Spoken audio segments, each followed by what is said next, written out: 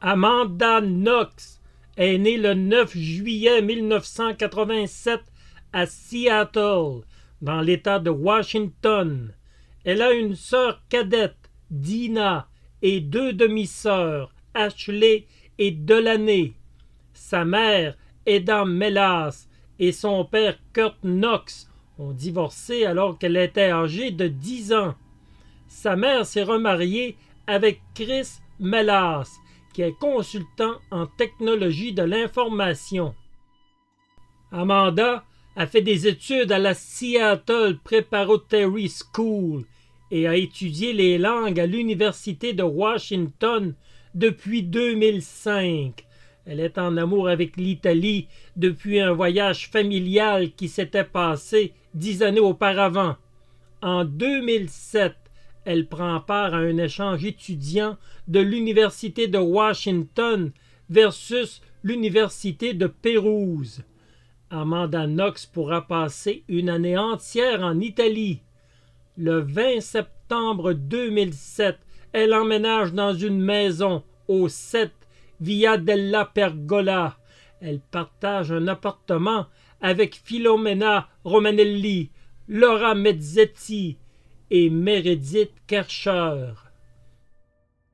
Meredith Kercher est née le 28 décembre 1985 à Londres, en Angleterre. Elle a deux frères et une sœur. La famille Kercher est une famille comme tant d'autres. Le père est journaliste et la mère est une femme au foyer qui élève ses 4 enfants. Meredith veut suivre les traces de son père et devenir journaliste. En 2007, elle a l'opportunité de fréquenter l'Université de Pérouse au moyen d'un échange étudiant. Elle pourra, entre autres, étudier la théorie politique et l'histoire moderne. Le 10 septembre 2007, elle emménage dans une maison au 7 Via della Pergola. Elle partage un appartement avec Filomena Romanelli, Laura Mezzetti et Amanda Knox. Amanda Knox et Meredith Kercher sont deux jeunes filles qui sont décrites de façon très différente par leur famille et amis. Amanda Knox est une fille extravertie. Elle aime prendre part à des fêtes bruyantes. Son beau-père, Chris Melas, voit d'un mauvais œil son séjour en Italie. Il la croit beaucoup trop naïve et imprudente pour passer une année entière à l'étranger. Ses amis à l'époque la décrivaient tous comme une jeune femme gentille et douce. Meredith Kercher est une jeune fille sérieuse, mais qui prend le temps pour s'amuser. Chaque soir, elle prenait le temps d'appeler sa mère pour lui donner de ses nouvelles. Ses camarades qui l'ont fréquentée la décrivaient comme une fille très gentille, intelligente et comme quelqu'un dont la compagnie était recherchée. Amanda Knox et Meredith Kercher ne se connaissaient pas avant le mois de septembre 2007, mais il n'y avait aucune raison qui s'opposait à ce qu'elles puissent sympathiser toutes les deux. Les premières semaines de cette cohabitation semblaient s'être très bien passées.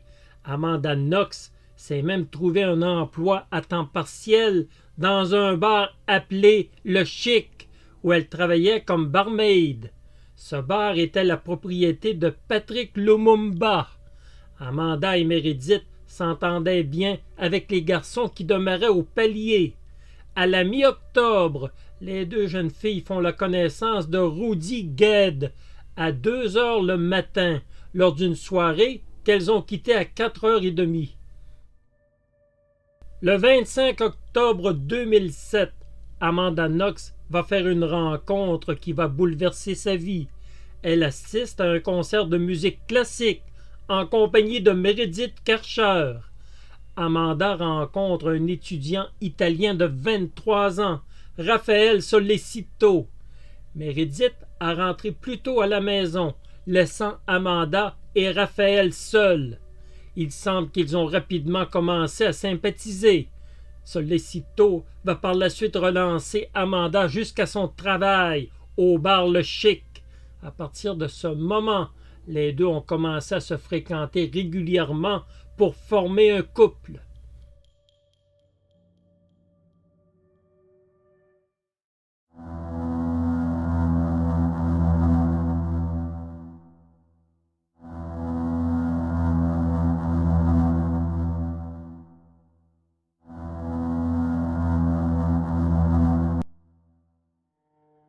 Le 1er novembre 2007, Meredith Kercher se retrouve seule à sa maison de pension. Tous les Italiens sont partis en visite chez leurs parents car c'est une fête nationale. En soirée, elle dîne avec 3 femmes anglaises chez l'une d'elles.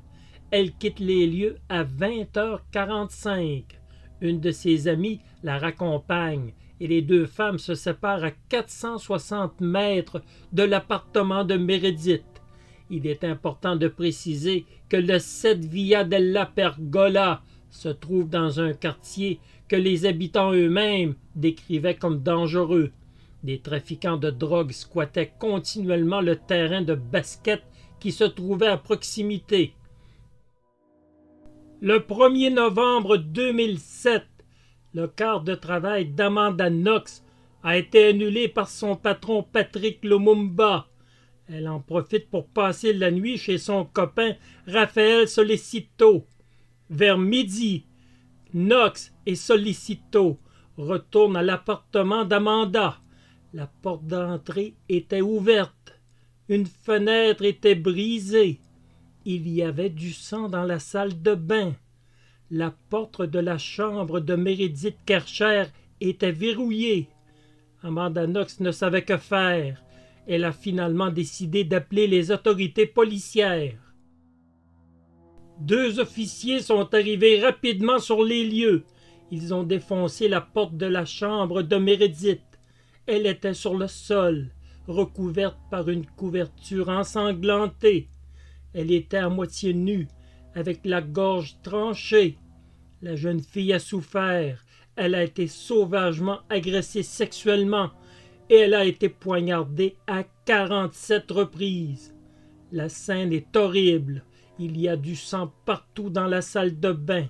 Les enquêteurs vont devoir faire parler la scène de ce meurtre qui va devenir l'un des plus célèbres de cette époque. Amanda Knox et Raphaël Solicito ont été immédiatement suspectés de ce meurtre. Les policiers ont procédé à leur arrestation le 6 novembre et les ont amenés au poste de police pour être interrogés. Le couple va être questionné de façon très intensive. Ils ne cédaient pas en changeant leur récit.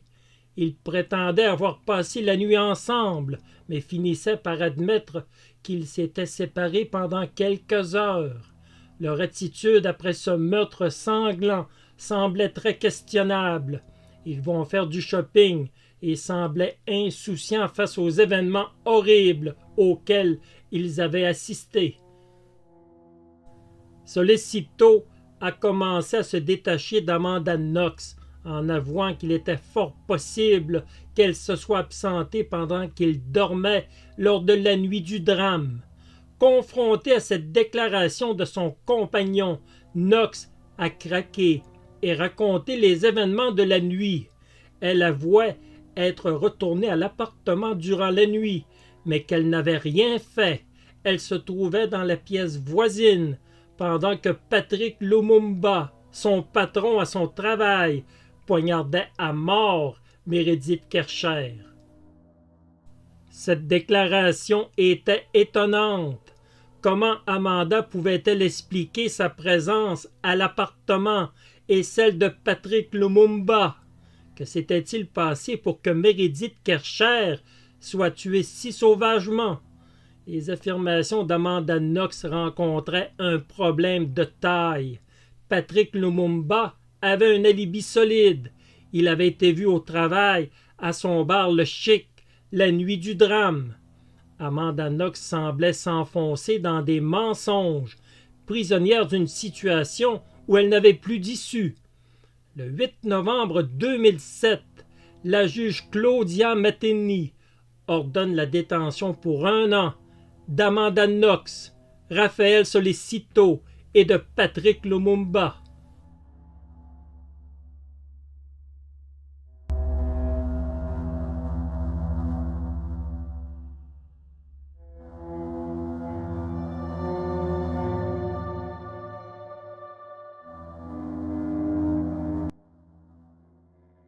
Le meurtre de Meredith Kercher est très publicisé en Europe et en Amérique. Amanda Knox a un visage d'ange. Comment croire qu'elle ait pu être capable de poignarder à mort une jeune femme de son âge? Le 15 novembre, on retrouve un couteau de 20 centimètres chez Raphaël Solicito. On retrouve des traces ADN de Meredith Kercher sur le couteau. Solicito plaide qu'il a accroché légèrement la main de Meredith lorsqu'ils cuisinaient tous les trois. Une bombe est sur le point d'éclater.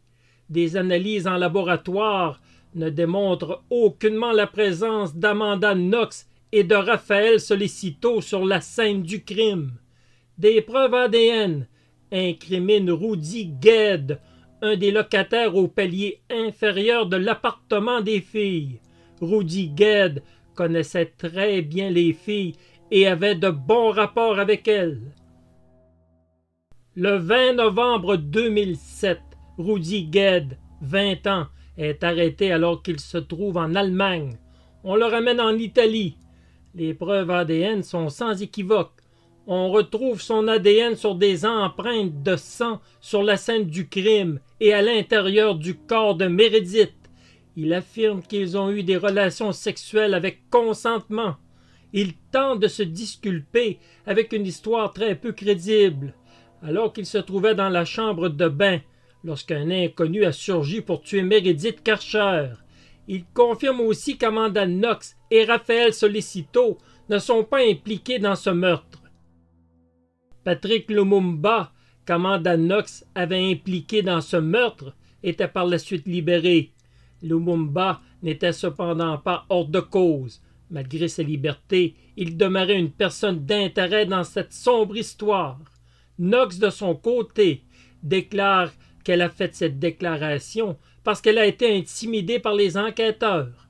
Elle affirme même qu'elle a été battue et qu'elle n'a reçu l'aide d'aucun interprète lors des interrogatoires. Même si dans un premier temps, Rudy Gued la met hors de cause, elle est loin d'en avoir terminé avec cette affaire. Il n'était nullement question de lâcher le dossier Amanda Knox pour les procureurs italiens. Son attitude après le meurtre de Meredith jouait contre elle. Amanda avait un surnom, Foxy Knoxy. On la disait de mœurs légères et mangeuse d'hommes. L'accusation maintenait que des jeux sexuels dangereux avaient été pratiqués lors de la nuit du 1er novembre 2007 au 7 Via della Pergola à Pérouse. Ces jeux avaient mal tourné et Amanda Knox devait vivre avec ses déclarations mensongères lors de l'interrogatoire et sa réputation sulfureuse ne plaidait aucunement pour elle. Le 10 janvier 2008, l'enquête connaît un nouveau rebondissement. On retrouve l'ADN de Raphaël Solicito sur le fermoir du soutien-gorge de Meredith Kercher. L'accusation en profite pour réitérer que c'est la confirmation qu'il s'est pratiqué des jeux sexuels dangereux auxquels Meredith Kercher n'avait pas consenti, avec la fin horrible que nous connaissons. La défense et l'accusation s'entendaient cependant sur un point. L'enquête laissait à désirer et la scène du crime avait été mal protégée. En octobre 2008, Rudy Gued est condamné pour le meurtre de Meredith Kercher. Il reçoit une sentence de 30 années de prison. Amanda Knox n'est pas hors de cause, ni Raphaël Solicito. Il y a suffisamment de preuves pour les amener à un procès pour meurtre. Amanda Knox continue de faire les manchettes. Cette jeune fille au visage angélique est menacée de passer de longues années en détention.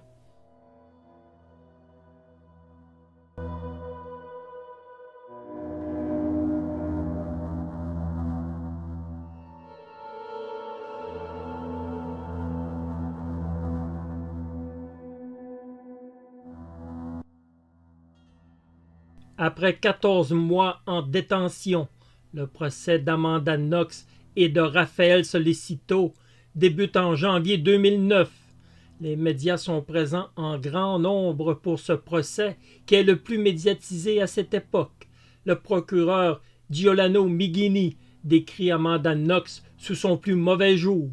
Une fumeuse de marijuana, une dépravée sexuelle qui a entraîné son amie dans des jeux sexuels brutaux qui se sont terminés par le meurtre d'une jeune femme innocente, Meredith Kercher. Le procureur a soutenu que Knox, Solicito et Gued se sont acharnés sur Kercher. Gued l'aurait violée pendant que les deux autres la retenaient. Amanda Knox aurait ensuite poignardé à mort Meredith Kercher. Elle aurait volé son argent et son portable, puis cassé la fenêtre pour faire croire à un vol par effraction suivi d'un meurtre. Amanda Knox et Solicito ont plaidé non coupables à toutes ces accusations. En juin 2009, Amanda Knox s'est présentée à la barre.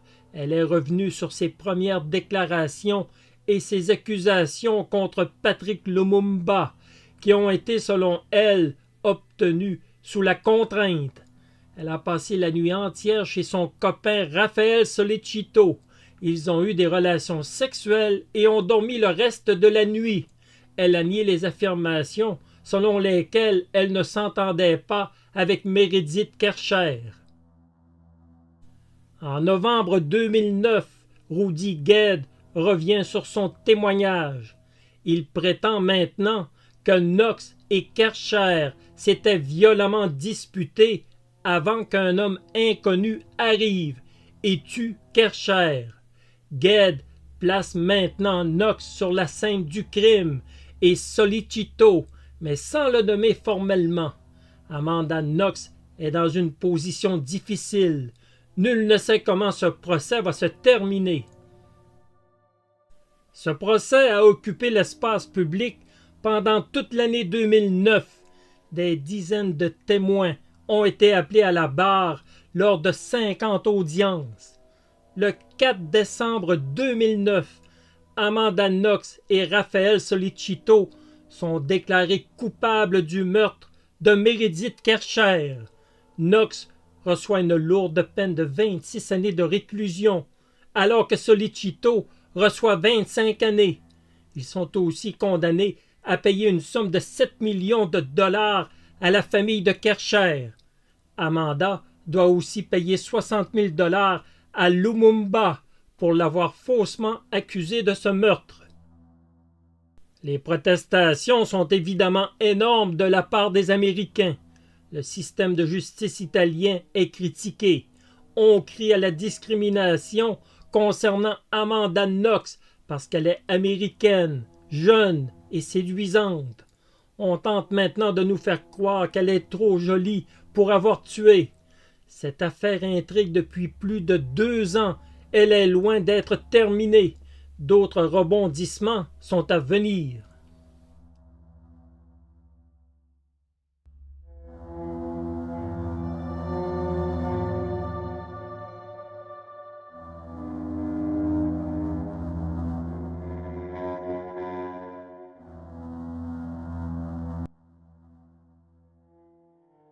Amanda Knox et son ex-compagnon vont en appel.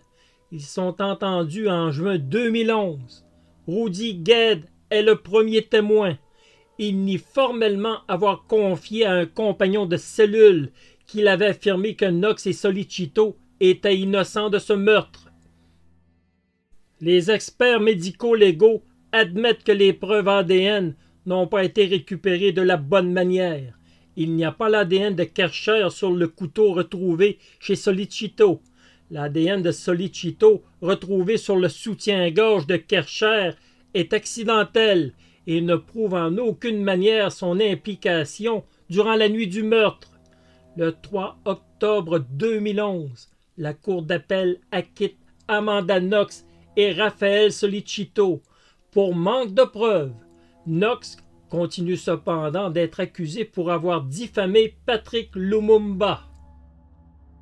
Amanda Knox a fondu en larmes lorsqu'elle a entendu son acquittement par manque de preuves. Quelques heures plus tard, elle quittait la prison de Campan à l'intérieur d'un véhicule noir. Elle est immédiatement rentrée aux États-Unis. Amanda Knox s'était présentée toute pâle et physiquement mal en point quand elle attendait le prononcé du jury, qui a pris plusieurs heures avant de rendre sa décision. Sa famille a éclaté de joie à l'annonce de son acquittement, pendant que la mère de Meredith Kercher est restée calme pendant que le juge prononçait ses dernières paroles. Si la nouvelle a été accueillie avec joie par certains, d'autres ne se sont pas gênés pour crier à l'injustice. La justice italienne devrait avoir honte de libérer une meurtrière. Mais les jeux étaient faits. Amanda Knox, après 4 années de prison, était libre et s'envolait pour Seattle. Elle s'exprimera par la suite. « Je veux rentrer chez moi. Je veux retourner à ma vie. Je ne veux pas être punie.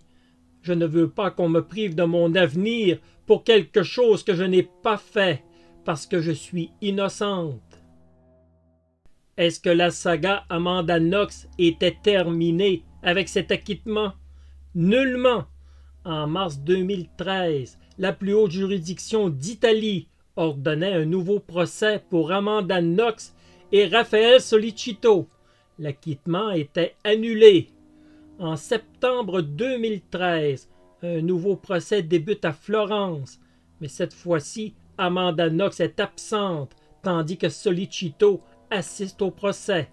Knox est outrée par ce nouveau procès. Elle dira « La théorie de l'accusation sur mon implication dans le meurtre de Meredith s'est révélée à plusieurs reprises être complètement infondée et injuste. » Knox et Sollicito sont de nouveau condamnés le 30 janvier 2014 après 12 heures de délibération. Sollicito a été de nouveau condamné, cette fois-ci pour 25 années de réclusion, tandis qu'Amanda recevait une peine de 28 années et demie de prison. Amanda est demeurée aux États-Unis. Jamais elle n'a voulu se présenter devant ceux qui, selon elle, ne cherchaient qu'à l'enfermer pour un crime qu'elle n'avait pas commis. Elle dira qu'il y a un manque flagrant de preuves pour la relier à ce meurtre.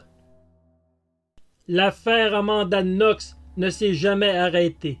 En mars 2015, la Cour suprême d'Italie a mis le couvert sur cette affaire une bonne fois pour toutes.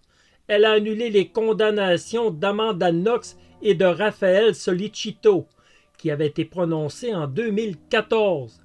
C'est définitivement terminé pour Amanda Knox dans cette affaire. La justice italienne ne pourra plus jamais l'accuser.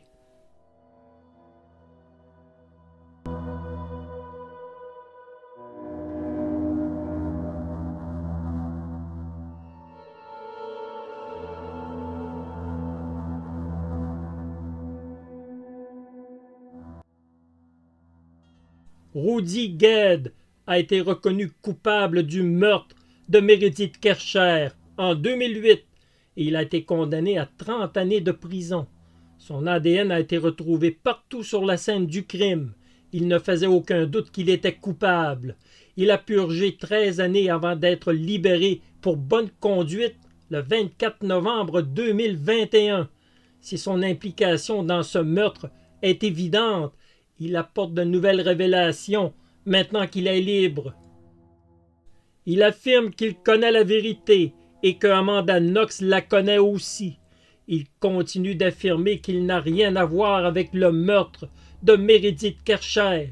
Il dit même qu'il a tenté de la sauver en appliquant des serviettes sur ses blessures, ce qui expliquerait la présence de son ADN. Il est le seul qui a été condamné sur une longue période dans cette affaire et il semble qu'il n'a pas fini de régler ses comptes avec Amanda Knox. Il prend bien soin de ne pas nommer des noms pour ne pas subir de poursuites, mais il affirme qu'il n'était pas seul ce soir-là, qu'il n'a pas infligé de blessures mortelles. Concernant Amanda Knox, il réitère qu'elle devrait lire les documents. Il connaît la vérité. Amanda Knox connaît elle aussi la vérité. La réaction du mari d'Amanda, Christopher Robinson, ne s'est pas fait attendre. Il a vertement critiqué le journaliste Nick Pizza pour avoir recueilli les propos mensongers de Rudy Gued. Quoi qu'il en soit, l'affaire Amanda Knox ne semble pas vouloir mourir. Ponctuellement, elle revient dans l'actualité. Il semble que Knox ne parviendra jamais à blanchir son image, qui restera à jamais entachée par cette grave histoire.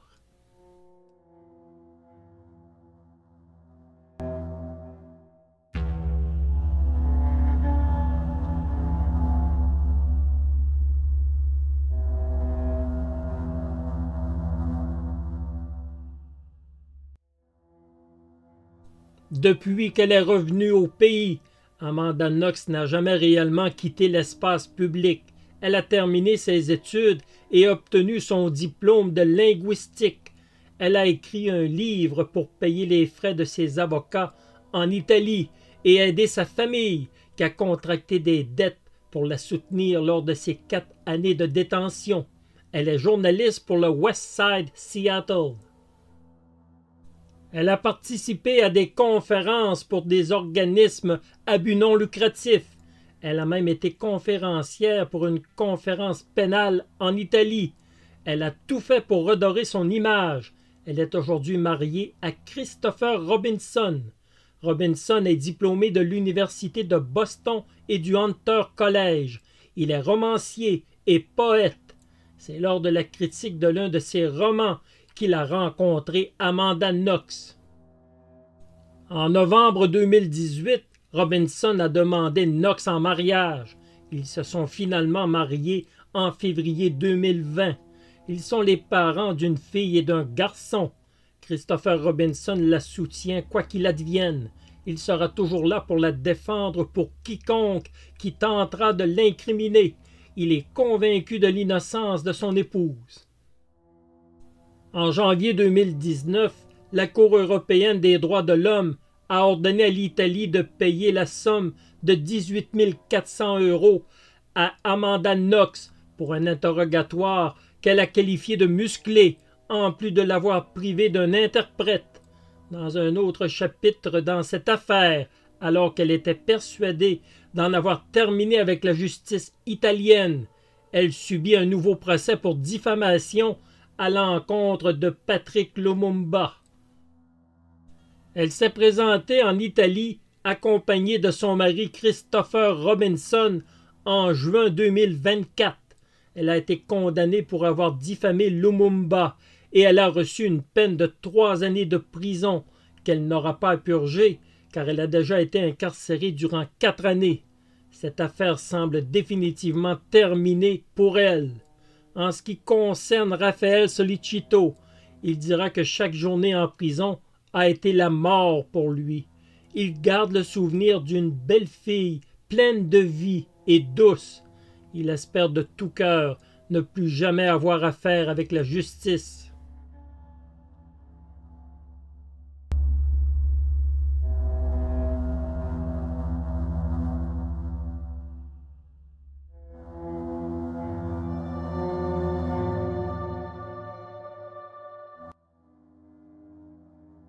En septembre 2007, Amanda Knox, une Américaine, et Meredith Kercher, une Anglaise, partageaient un appartement avec 2 autres personnes à Pérouse, en Italie. Les 2 jeunes femmes profitaient d'un échange étudiant pour étudier à l'université de Pérouse pendant 1 année. Les premières semaines semblaient s'être très bien déroulées, alors qu'Amanda et Meredith sortaient toutes les 2 ensemble.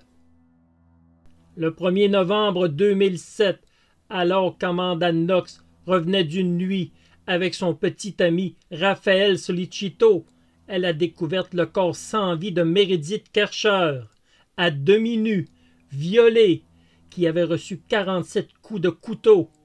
Rapidement, le jeune couple a été arrêté et accusé de meurtre. Lors d'un interrogatoire, elle a faussement accusé Patrick Lumumba, qui l'employait dans son bar, le Chic. Dans un retournement de situation, les preuves ADN ont prouvé que le coupable de cet assassinat était un dénommé Rudy Gued, qui demeurait dans la même maison au premier palier. Gued a été condamné à 30 années de détention. Malgré qu'il n'y avait aucune trace ADN de leur implication, Knox et Solicito n'ont pu échapper à la justice italienne et ils ont été condamnés à l'issue d'un long procès à des peines de 26 et 25 années de prison. Dans l'une des histoires de meurtre qui a été des plus médiatisées, Amanda Knox a été condamnée 2 fois et a été acquittée à 2 reprises. En 2011, elle a enfin pu être libérée et a pu regagner les États-Unis. Bien qu'il n'y avait aucune preuve directe l'incriminant, l'innocence d'Amanda Knox n'a pas convaincu tout le monde. Elle a admis dans un premier temps être présente dans l'appartement lors du meurtre de Meredith Kercher. Elle a ensuite affirmé qu'elle avait passé la nuit entière chez son petit ami Solicito, ce que ce dernier n'a jamais formellement confirmé. Son attitude après ce terrible meurtre a été des plus intrigantes. Elle semblait détachée des événements et faisait les magasins avec son petit ami, comme si de rien ne s'était passé. Son passé et sa réputation ont joué contre elle, alors que les procureurs n'ont pas manqué de souligner sa vie de fille aimant faire la fête, qui fumait de la marijuana et qui avait la réputation d'être une mangeuse d'hommes. De durs soupçons quant à des jeux sexuels extrêmes ayant entraîné la mort de Kercher ont attaché sa réputation à jamais. Aujourd'hui, Amanda Knox s'est mariée, elle a eu 2 enfants et mène une vie qui semble sans histoire. Elle tente par tous les moyens de faire oublier ce triste épisode de sa vie, mais les doutes vont demeurer à l'esprit de bon nombre de personnes qui la croient coupable de meurtre. Elle demeure celle qui a enlevé la vie à une jeune femme innocente de 21 ans.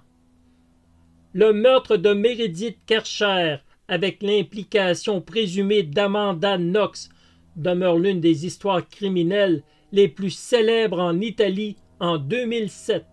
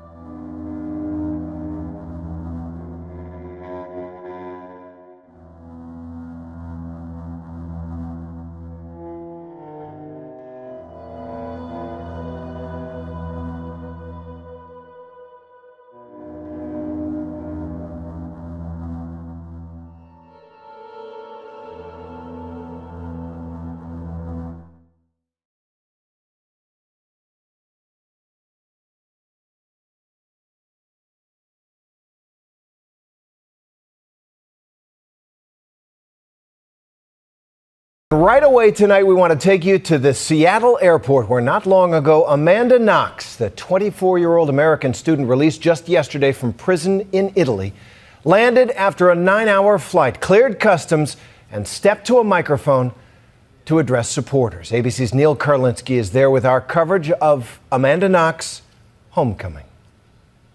Welcome home, Amanda! Yeah. As she landed in her hometown of Seattle just a few hours ago, Amanda Knox set foot on American soil for the first time in 4 years and finally spoke for herself. They're reminding me to speak in English because I'm having problems with that. It was an extraordinary moment in a case full of them. Even Knox herself couldn't seem to believe the moment she was now living was really happening. I'm really overwhelmed right now. I was looking down from the airplane and it seemed like everything wasn't real. What's important for me to say is just thank you to everyone who's believed in me, who's defended me, who's supported my family. For the Knox family, it all must seem so surreal. A little more than 24 hours ago, Amanda was sitting in an Italian courtroom, convicted of murder and serving a sentence that was supposed to keep her behind bars for a quarter century. That all ended when the jury hearing her appeal overturned the conviction and set her free. Her long journey home began at the airport in Rome around noon, where she boarded flight 553 to London, then caught a connecting flight to Seattle. Her mood, her smile, even her outfit were put under the media microscope. When they finally arrived, her exhausted parents could only express their thanks as Amanda tried her best to contain herself. We couldn't have made it through it without all you people out here that have supported us. And especially Amanda. All I can say is, again, thank you. It's because of the letters and the calls and the just amazing support that we've received that we've been able to endure. Getting to this moment hasn't just taken 4 years. It's taken a battalion of close friends, parents of high school classmates, neighbors, and true believers who devoted all their spare time and then some. We had people that had legal backgrounds. We had people who had police background, but mainly we had people that were interested in justice and saw grave injustice and wanted to work to be part of something bigger than themselves. Mike Heavey is a member of something called Friends of Amanda, but it's more like Amanda's Army. Even as investigators poured through evidence in Italy, the Friends of Amanda double-checked everything, reanalyzed forensic data, and helped shape the appeal. Do you think the family could have achieved as much as they have without so much sharp and obsessive, tireless support? I doubt it, simply because these are ordinary people, good people, bright people, but suddenly thrust into a situation that no one could ever anticipate. I don't see how a family could possibly have coped with the attacks that they have endured. The volunteer effort was as necessary as it was relentless. Amanda's parents, Kurt and Etta, are divorced. Each took out second mortgages, ran through credit cards and retirement accounts in order to help cover legal bills, estimated at more than $1 million. Amanda's sister had to drop out of college and get not one, but 2 jobs. Working 2 jobs and not being able to go to school is frustrating and hard, but you don't think about how hard it is because you realize what Amanda's going through and how much harder that is. These are middle-class Americans in Seattle. They're by no means wealthy before this, and now they've been devastated by this economically. For Amanda, the question now is, how will she cope? Can a young woman go from being an anonymous college student abroad to an internationally known murder suspect, to freedom and home again without experiencing severe trauma? Psychiatrist Gail Salt says Knox is facing a mix of issues ranging from her imprisonment to her notoriety. People who endure that kind of trauma, if they are able to cope with it, if they find coping skills and they surmount it, well, that builds incredible resilience. On the other hand, if it's overwhelming trauma and you've left feeling that you weren't able to manage it, essentially, then it can undo you. So the question is really more one of how did she manage the trauma along the way? But the people who've stood by her these last 4 years believe, despite all the challenges and all the attention, Amanda Knox will be just fine. I think we'll go through a period of 5 years where it slowly dies down, and I think 10 years from now, somebody will say the name Amanda Knox and they won't know what it's all about. In Seattle tonight, Amanda Knox has only one wish. My family's the most important thing to me right now, and I just want to go and be with them. So, thank you for being there for me. Home again. Life for Amanda Knox is just getting started. I'm Neil Karlinski for Nightline in Seattle.